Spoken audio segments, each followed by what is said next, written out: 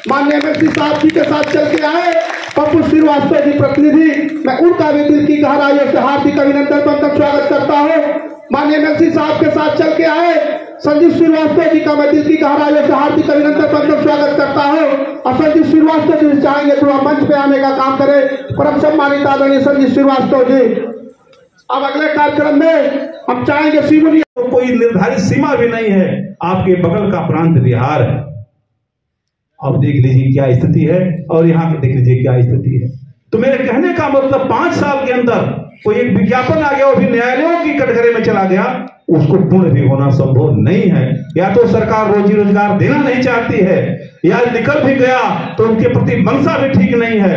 तो ये सब परिस्थितियों को लेकर के आज संघर्ष की स्थिति पैदा हो रही है और समाज में जब नौजवान निश्चित रूप से होगा तो इसकी परिस्थिति बहुत विपरीत स्थिति में होगी। किया भाई अंगद यादव जी विधानसभा जहुराबाद के सज में पे आए हैं, मैं आपका तहे दिल से हार्दिक स्वागत करता हूं, अभिनंदन करता हूं।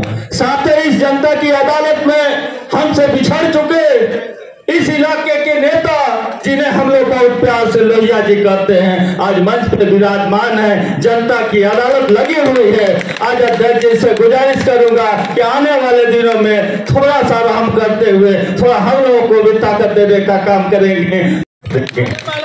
और मेरे साथ मर्द अपराध के दक्षिणी छोर की कमान संभाले हुए और बहुत ही शानदार तरीके से जिला पंचायत का कार्यकाल निभा चुके भाई रामनारायण यादव जी आपके बीच में उपस्थित हैं। आपका भी स्वागत है, अभिनंदन है। अभिनंदन है बाडी कॉलेज के हमारे शानदार मास्टर साहब सिन्हा जी का हो या मानदेय देने की बात रही हो, चाहे शिक्षा मित्रों को पैसा बढ़ाने की बात हो, अनुदेशकों की बात हो, अधिवक्ताओं की बात हो, हमने बहुत मजबूती के साथ सदन में रखने का काम किया है। किसानों के साथ जो दुर्व्यवहार हो रहा है, जो लगातार जो आवारा पशु चर जा रहे हैं उनके खेत, उसके खिलाफ लगातार हम लोगों ने सदन में बोलने का काम किया है। और जब मौका मिला, चाहे वो पत्रकारों की बात हो, कई पत्रकार साथी जानते होंगे, नहीं भी जानते हो तो मैं वीडियो दे दूंगा। मैंने सदन में कहा कि पत्रकारों की सुरक्षा होनी चाहिए, मैंने कहा अधिवक्ताओं की सुरक्षा होनी चाहिए।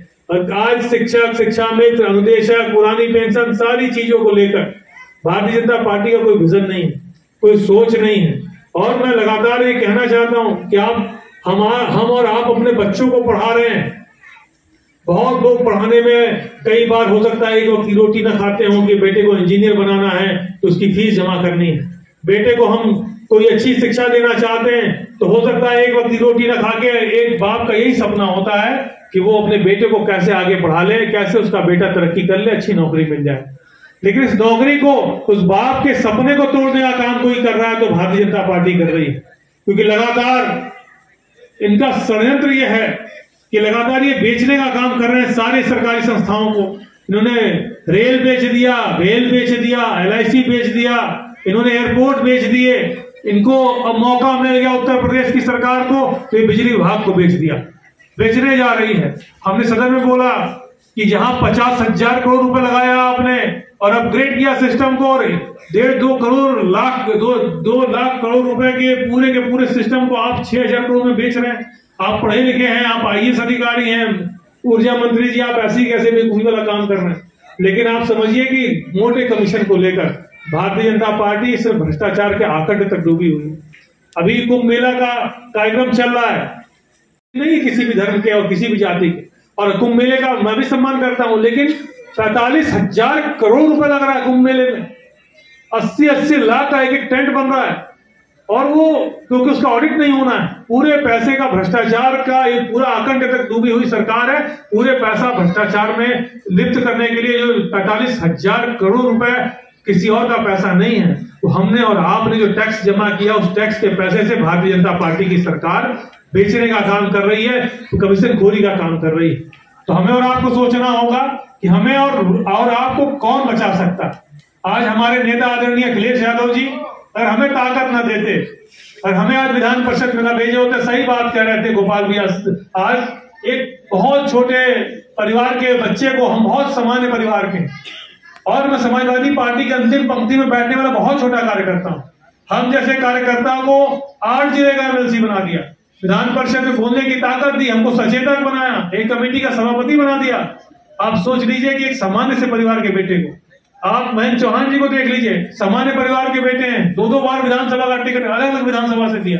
तो हमें और आपको सोचना होगा कि समाजवादी पार्टी और आदरणीय अखिलेश यादव जी ऐसे नेता हैं जो गरीब, मजदूर, किसान, नौजवान, बुनकर, बेरोजगार, अधिवक्ता, शिक्षक, शिक्षा मित्र, अनुदेशक सबकी हित की लड़ाई लड़ने का काम करते हैं। और सब पूरे जो गरीब का बेटा, जो एक सामान्य परिवार का बेटा, उसको कहां से कहां पहुंचाने का काम करते हैं।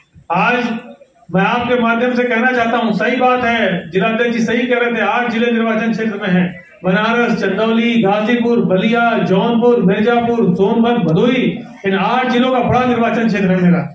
लेकिन मैं जब मौका मिलता है तो मेरी कोशिश रहती है कि गाजीपुर में ज्यादा से ज्यादा समय मैं दूं।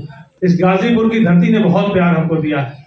जब मेरा इलेक्शन हो रहा था, मुझे याद है कि बहुत प्यार आप सबका मिला, आप सबने बहुत सहयोग किया और आप सबके सहयोग से आज मैं विधान परिषद में पहुंचा हूं।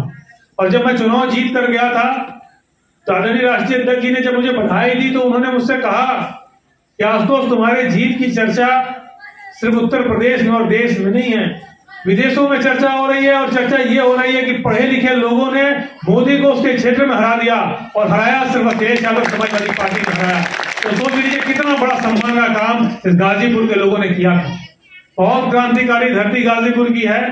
और मैं जानता हूं कि आप सबको बधाई इसलिए भी देना चाहते हैं कि जिस चुनाव में आपको मौका मिला, आपने 2022 हमारे चुनाव में, 2020 के हमारे चुनाव में इतिहास बनाया, 2022 के चुनाव में पूरी सीट जिताकर गठबंधन को जहां इतिहास बनाया, 2024 के चुनाव में फिर आपने लोकसभा में दोनों सीटें जीत ली, फिर आपने इतिहास बनाया। और आने वाले समय में 2027 में जब सरकार बनेगी, इस गाजीपुर की भूमिका बहुत महत्वपूर्ण रहेगी, मुझे पूरा विश्वास है। इसलिए मैं ज्यादा कुछ न कहते हुए मैं फिर से बस एक सम्मान स्वाभिमान की लड़ाई की बात आएगी तो आपका ये बेटा, आपका ये भाई आपके साथ कंधे से कंधा मिलाकर चलने का काम करेगा। और जब आप याद करेंगे 12वां महीना 24 घंटा, जब आप कहेंगे सड़क से लेकर सदन तक, आपके हर मामले को लेकर लड़ने का काम करूंगा और उसके लिए संघर्ष करने का काम करूंगा। ज्यादा कुछ न कहते हुए, क्योंकि आज फिर से मैं बधाई देना चाहता हूं कि नववर्ष पे हम सब मिले और जिलाध्यक्ष जी को विशेष बधाई कि उन्होंने 2-2 लोकसभा का चुनाव जीता है अभी हाल ही में, पिछले साल ही। तो जिलाध्यक्ष जी को भी बधाई, हमारे जितने आयोजक हैं, राजू भाई से लेके हमारे लालजी भाई से लेके जितने लोग हैं, आप सबको मैं फिर से बधाई देना चाहता हूं। और ज्यादा कुछ नहीं कहते हुए इन्हीं शब्दों के साथ यहाँ पर आए सभी लोगों को बहुत बहुत धन्यवाद, बहुत आभार। जय हिंद, जय समाजवाद, जय संविधान। चाह रहा था, आज आपने कह दिया, बहुत अच्छा किया, धन्यवाद भैया। मैं ये कहना चाह रहा हूं कि आने वाले चुनाव में, क्योंकि 2027 के पहले 2026 के चुनाव होंगे और जो 26 का चुनाव होगा वो बहुत महत्वपूर्ण होगा फिर, क्योंकि 8 जिले का निर्वाचन क्षेत्र है, बड़े बड़े नेता भारतीय जनता पार्टी के एक बार आप लोगों ने उठा के पटक दिया सारे नेताओं को। तो फिर से जितने लोग मतदाता थे पिछले चुनाव में, इस बार कोई मतदाता नहीं रहा, इसलिए फिर से दोबारा आपको भी मतदाता बनना पड़ेगा। और 2024 तक जितने लोग ग्रेजुएट हो गए होंगे उन सबको भी मतदाता अपने अपने परिवार में, अपने आस पड़ोस में बनाना पड़ेगा। और उसके लिए आपको ग्रेजुएशन लास्ट ईयर की मार्कशीट, जो ग्रेजुएशन अंतिम वर्ष है, फाइनल ईयर की मार्कशीट, आधार कार्ड और फोटो, ये 3 चीज की आवश्यकता होगी, साथ में मोबाइल नंबर। ये 4 चीज आप व्यवस्था करके, मैं प्रयास करूंगा कि फॉर्म भी आप लोगों तक उपलब्ध करा दूं। मैं प्रयास करूंगा कि व्हाट्सएप के माध्यम से भी हमें मिल जाएगा तो हम उसको प्रिंट करवा के करा लेंगे। मैंने उसमें सारी सुविधाएं हम देख लेंगे और हमसे आप संपर्क में रहिएगा। बाकी हमारे एमएलसी साहब, आज देश के प्रधानमंत्री नरेंद्र मोदी जी आज ग्रामीण भारत महोत्सव 2022 का आयोजन करते हुए संयुक्त करते उन्होंने कहा है कि गांव का विकास पहले भी हो सकता था, लेकिन लोगों को मोदी का इंतजार था, जिन्हें किसी ने नहीं पूछा, हम उसको पूछते हैं। क्या कुछ कहेंगे आप? देखिए, बिल्कुल मोदी जी ने जो बात कही है, जिसको कोई नहीं पूछता था उसको मोदी जी पूछते हैं, बिल्कुल सही कह रहे हैं। क्योंकि पहले जो लोग हत्यारे थे, बलात्कारी थे, अपराधी थे, उनको कोई पूछा नहीं करता था। जब से भारतीय जनता पार्टी की सरकार बन गई है, गुंडे एकदम बिल्कुल चरम पे गुंडई चल रही है। इस समय अपराध एनसीआरबी के अगर आंकड़े उठा के आप देख लेंगे तो उत्तर प्रदेश में सबसे ज्यादा, अगर कहीं अपराध महिलाओं पे हो रहा है, सबसे ज्यादा अपराध कहीं हो रहा है तो उत्तर प्रदेश में हो रहा है। तो इसलिए मोदी जी ने जो बात कही है वो ऐसे लोगों के साथ चलने का काम कर रहे हैं और ऐसे लोगों को लेके चलने का काम कर रहे हैं। इसलिए जो उनकी बात है, मुझे लग रहा है वो सही कह रहे थे। और रही बात प्रदेश के विकास की, तो प्रदेश और देश में विकास जो भी हुआ, इनके सरकार ने सिर्फ नाम बदलने का काम किया। नाम बदलने के अलावा उन्होंने कोई दूसरा प्रोजेक्ट नहीं लाया। आप पूर्वांचल एक्सप्रेस वे जो आपके बगल में है, उसको किसने लेके आया आपको मालूम है। आपको मालूम है कि अगल बगल बनारस का विकास, आसपास पूरे उत्तर प्रदेश का विकास, मेट्रो से लेकर जितनी भी विकास के काम हुए सब उत्तर प्रदेश में आदरणीय अखिलेश यादव जी के द्वारा किए गए। एमएलसी साहब, देखा जाए तो प्रदेश के मुख्यमंत्री योगी आदित्यनाथ गोरखपुर पहुंचे, प्रवास के दौरान उन्होंने कहा कि जो भी जमीन पर कब्जा करेगा उसको बख्शा नहीं जाएगा। ऐसा है कि जितने लोग इस समय, मैंने कहा ना, जितने जमीन कब्जा करने वाले, सबसे ज्यादा कोई जमीन कब्जा कर रहा है तो भारतीय जनता पार्टी के नेता और मंत्री विधायक कब्जा कर रहे हैं। और मैं आपको इसके बहुत प्रमाण हैं जनता के बीच में। आप देख लीजिए कहाँ कितने बेसहारा लोगों के घर जला दिए गए, घर उजाड़ दिए गए, कितने लोगों ने आत्महत्या कर ली सिर्फ इनके जमीन और मकान कब्जा करने की वजह से। देखा जाए एमएलसी साहब तो सपा मुखिया अखिलेश यादव पर टिप्पणी करते हुए स्वामी नरेंद्र ने कहा है महाकुंभ को लेकर कि अखिलेश यादव को अनर्गल बयान नहीं देना चाहिए और ऐसे लोगों को पागल खाने भेजना चाहिए। और सपा सरकार में जब कुंभ में इसके पहले जो घटनाएं घटी उसमें मुस्लिम मंत्री को प्रभारी बनाया गया था, क्या कुछ कहेंगे आप? देखिए, जो उन्होंने बयान दिया है, मुझे लगता है कि उन्हें स्वयं आवश्यकता है डॉक्टर को दिखाने की और कहीं न कहीं इलाज कराने की। और इस तरह की घटिया बयान अगर उन्होंने दिया है, मुझे तो जानकारी अभी नहीं थी, आपके माध्यम से जानकारी हुई, हम तो उनके ऊपर FIR करने का भी काम करेंगे। अगर हम नेतृत्व में जानकारी कर लेंगे, अगर आदेश मिल गया तो मैं FIR करने का भी काम करूंगा ऐसे लोगों के ऊपर। लेकिन दूसरी बात जो रही, गंगा जमुनी तहजीब को कोई लेकर चलने का काम कर रहा था तो आदरणीय अखिलेश यादव जी करते थे। आजम खान साहब ने जो ऐतिहासिक कुंभ का कार्यक्रम कराया था, मुझे आज भी याद है कि विदेशों में सम्मान करने के लिए उनको बुलाया जा रहा था। तो इससे, क्योंकि इनके पास कोई दूसरा विजन नहीं है, सोच नहीं है, कुंभ के नाम पे भी हजारों करोड़ रुपए का भ्रष्टाचार भारतीय जनता पार्टी सरकार कर रही है।